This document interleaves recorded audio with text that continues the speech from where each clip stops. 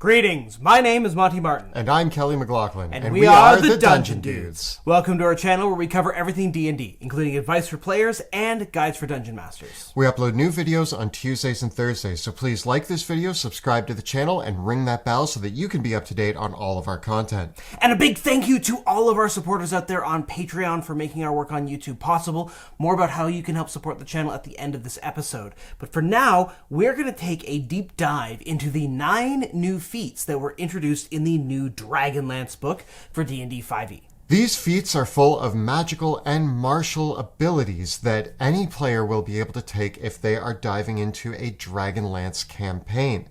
So we're going to look over what these feats are and how they're going to work at the table and what our thoughts on them are. There's a lot to discuss today, so let's get rolling. So diving into all these feats, there's one really interesting prerequisite that all of them share, and that is Dragonlance campaign. I think that this is to make it very, very clear that these feats are only allowed if your DM lets you take them, basically. That's what that kind of reads as code to me is. So I think going forward for Kelly and I, we won't assume that characters can take these. Much in the same way, I think that we saw that in response to some of the Strixhaven feats and some of the other campaign setting specific feats where it wasn't clear whether characters in non-campaign setting campaigns should have these as character options. So overall, it's basically if your DM will allow you to take these outside of Dragonlance, but that was always a rule as well. And I think the reason for that is these are pretty powerful feats that grant a lot of additional spells or additional abilities to players that kind of go above and beyond what we've seen in some other feats that you can choose from, which makes these kind of the cream of the crop for if you're in any campaign. Why would you take something like Alert when you could take a bunch of extra spells that you can cast for free and all of this? So I do think that this really feeds into the themes of a Dragonlance campaign with its high fantasy setting. And if you are playing in that world, these feats are excellent. And the Dragonlance campaign rule is that characters actually do get to take an extra feat even at first level. So they get the opportunity to grab one of these feats, or they can choose from a small restricted list of other feats that are available to characters through the player's handbook. So that is a notable power bump. Although I do think it's interesting that in a recent interview, Jeremy Crawford confirmed that the popularity of giving characters feats at first level from the 1D&D playtest was like over 90% approval rating. So I think it's pretty safe to say that characters are going to be getting feats at first level as the game evolves. So I think that this is one of those examples of sneaky forward compatibility. Absolutely. Yeah. The first feat is called Divinely Favored, and it does have a level of prerequisite. Your character has to be 4th level to take this feat, and you do have to be in the Dragonlance campaign. But beyond that, you are just invested with a spark of divine power. You are chosen by the gods, and you're going to gain the Augury spell as well as an additional spell based on your alignment. You can cast this spell once per day for free, and then you can also use spell slots to cast the spell again. And the ability score that you use to cast this spell, you get to choose when you take this feat and choose the spells. So no matter what type of spellcaster you are, you can pick Charisma, Wisdom, or Intelligence to cast the spell. If you're evil, you grab a Warlock spell. If you're good, you get a Cleric spell. And if you're neutral, you get a Druid spell. Pretty straightforward, but I guess it's a sneaky way for evil characters to get intelligence-based Warlock spells or something along those lines. I'm sure there's cool ways to do this, but it's not like there weren't a lot of ways to get a first-level spell from another class fairly easily. This one doesn't feel the most exciting to me. I think it's pretty cool, but Augury is a neat spell, but this sounds very similar to Fey Touched or Shadow Touch that we saw before, both of which I like more. Also, we're drawing a lot of assumptions about warlocks here, aren't we? Yeah. This feat also lets you use a holy symbol as a spellcasting focus for any of your spells that are tied to the spellcasting ability that you chose for this feat, which could be an interesting feature if you play at a table where your dungeon master is strict about what you're holding in your hands for material components for spells. We're not terribly strict about that stuff at our games, so it usually isn't an issue for characters to like switch out their gear at the start of the turn or in their actions. If those restrictions matter to you and you're playing in a table where that's a strict thing, maybe this feat is an interesting workaround for that instead of having to take Warcaster, but I would probably take Warcaster anyways.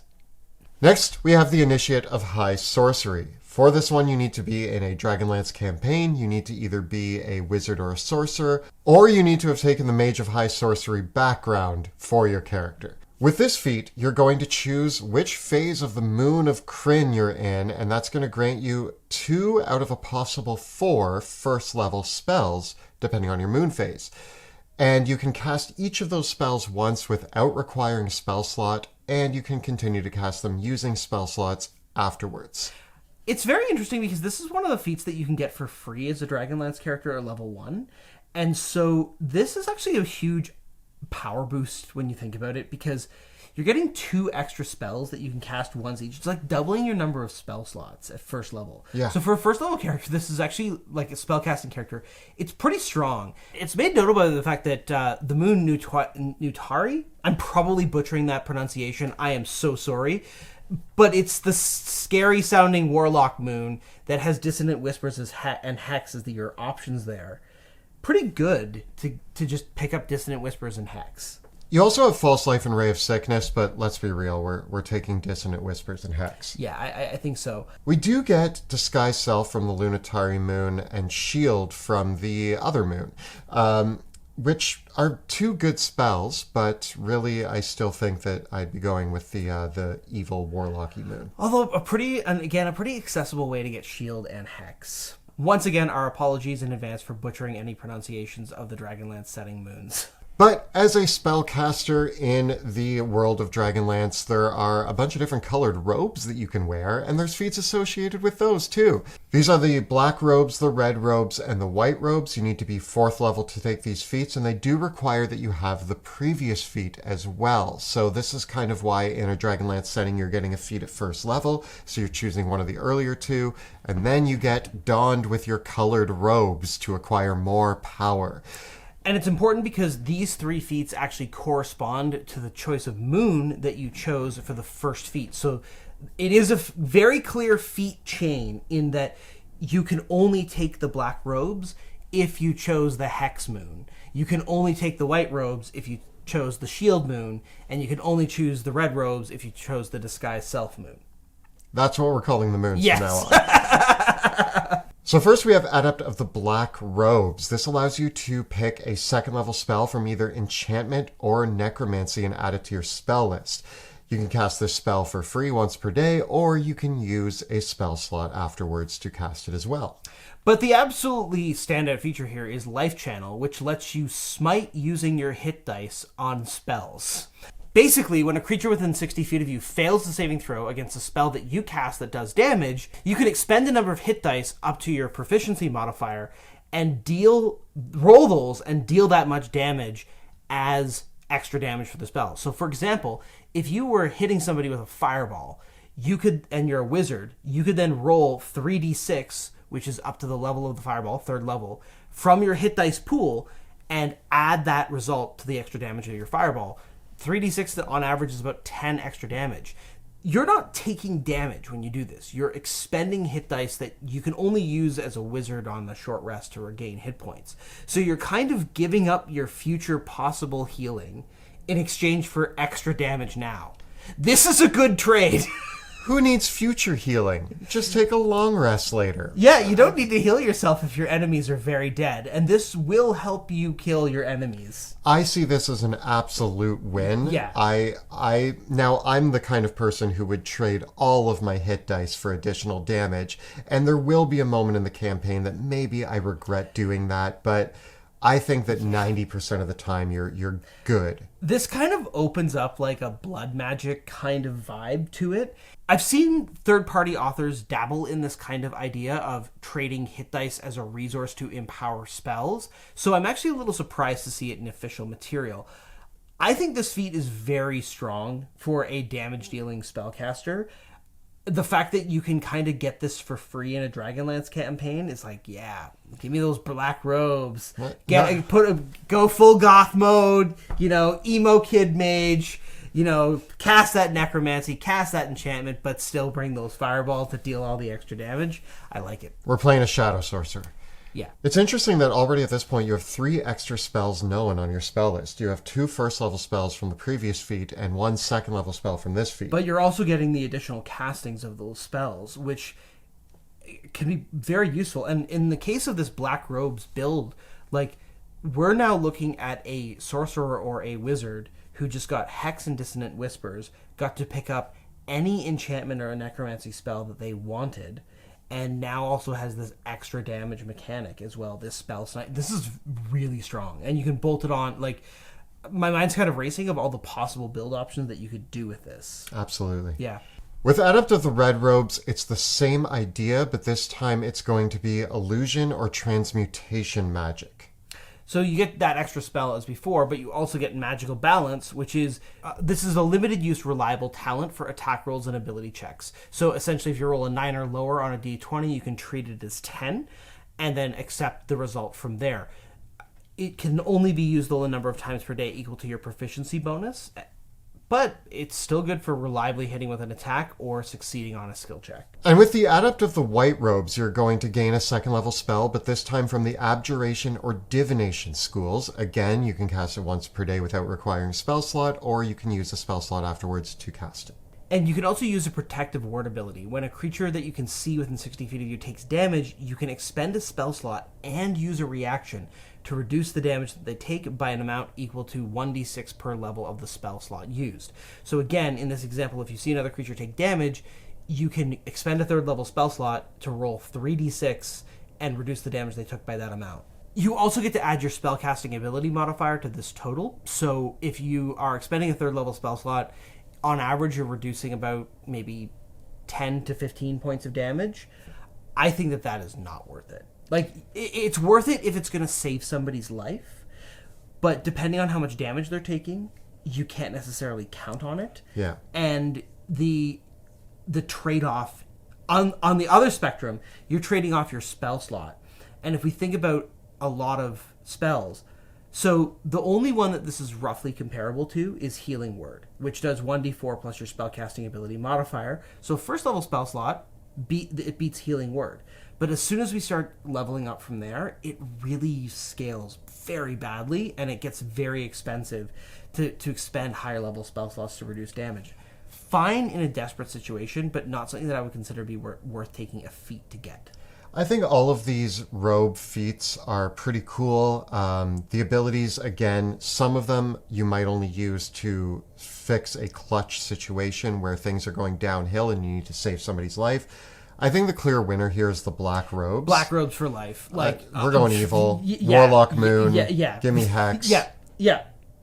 Embrace the darkness. Full on. It's definitely the standout of all the spellcastery combos here. I think being evil pays dividends, I guess. Yeah. Without evil, there can be no good. So it must be good to be evil sometimes. So the martial characters do get some cool feats though too, and we start off with Squire of Solamnia. Solamnia? Solamnia? Sounds like it would go really well on a sandwich. With rye? Yeah. Yeah, mustard. You get 2 features with this feat, one of which is pretty good, one of which is amazing. First of all, you get Mount Up. Now it only costs you 5 feet of movement to get on or off your horse. Let's ride! But the big thing that we're here for is going to be Precise Strike. Now you can grant yourself advantage on an attack a number of times equal to your proficiency bonus, and you add an extra d8 of damage to that attack. The great thing is, you do not expend a use of this feature unless the attack hits. So you can just call out all of your big attacks having advantage, and if you don't hit, you can just do it again. This is an interesting feat because it immediately makes me compare it to Lucky. If you're using Lucky on attack rolls, that's a great way to get, a reroll, essentially. But this is actually giving you full-on advantage, which means that it's not going to help you in situations where you already have advantage, but it's advantage on demand. There's no prerequisites for getting the advantage. There's no conditions for getting the advantage. If you're a rogue, you're just loving it because you're just like, just give me that advantage. And it has more uses than Lucky, even though it's restricted to just attack rolls.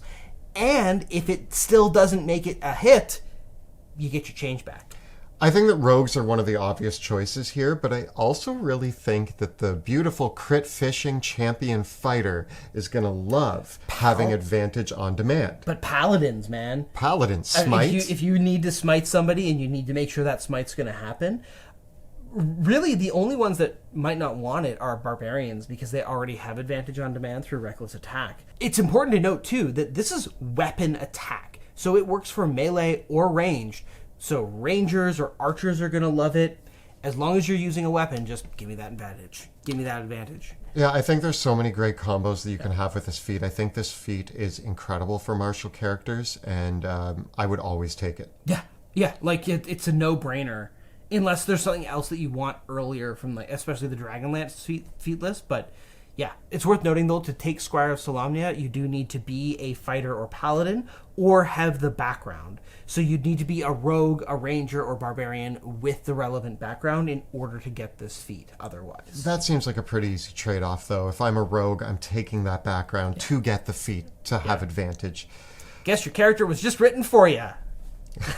So between the crown, the rose, and the sword, we have to be 4th level to take these feats, and you have to be the Solamnia feat previously, but they all add some extra stuff. Each of these feats offers an ability score increase, but it changes depending on which one you take. For the crown, we have strength, dexterity, and con. For the rose, we have constitution, wisdom, or charisma. And for the sword, we have intelligence, wisdom, or charisma.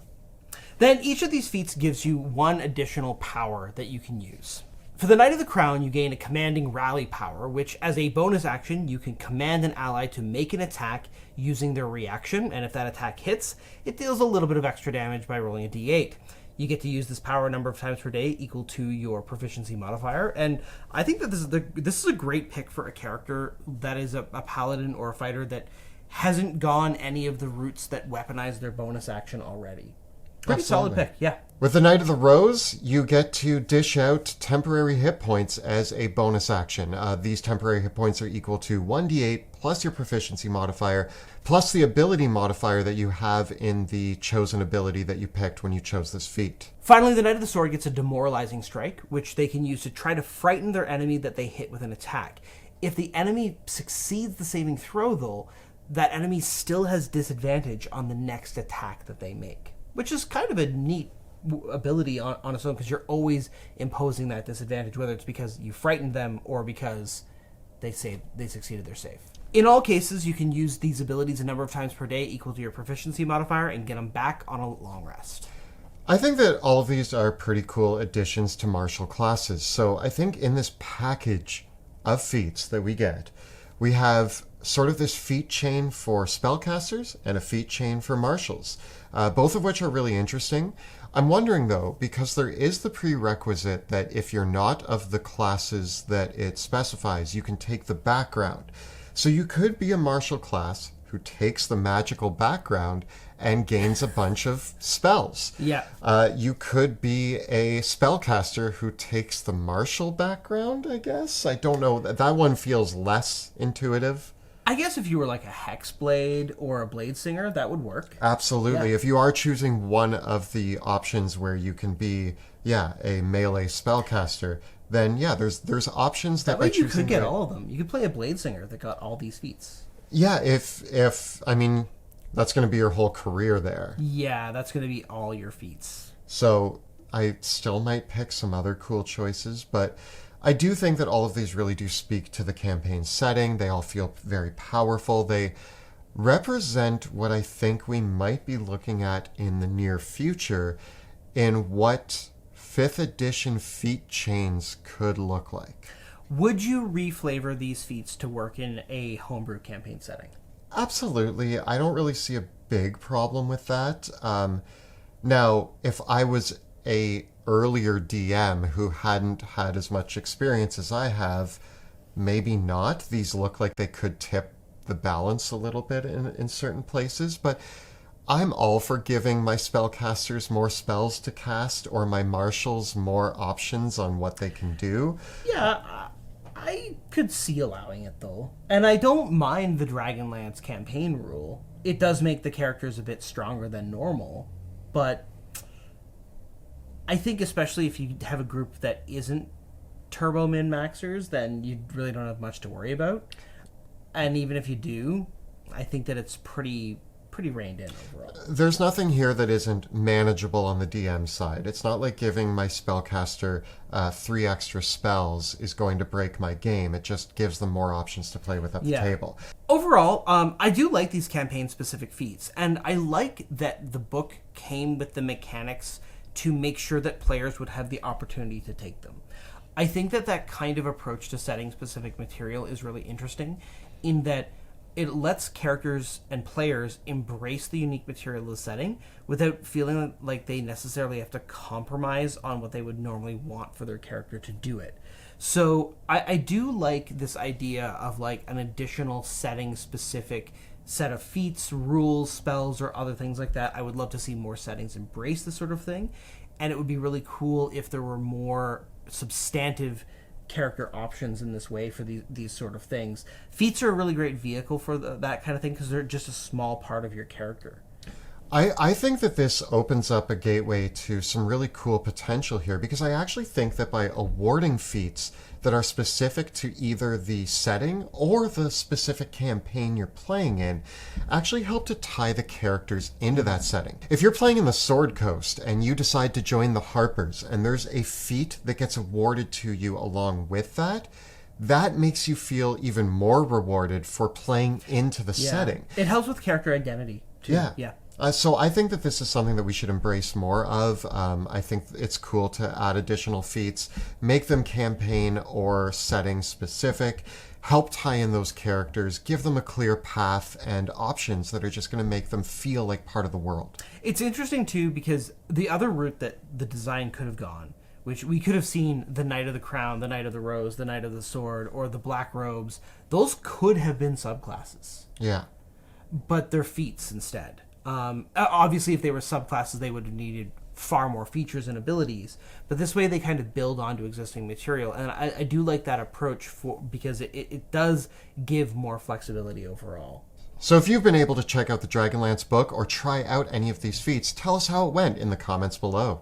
The videos that we create on our channel are made possible thanks to the incredible generosity of our Patreon supporters. If you enjoy the work that we do here on YouTube, you can join our Patreon community by following the links in the description below. And if you want to see a bunch of characters who would really benefit from these feats, you should check out our live play in the Worlds of Dragonheim, which airs Tuesday evenings on Twitch. You can find all the previous episodes right up over here. And we got plenty more great content covering all the rules and character building for D&D 5e right up over here. Please subscribe to our channel, like this video, and ring that bell so that you never miss an episode. Thanks so much for watching. We'll see you next time in the dungeon.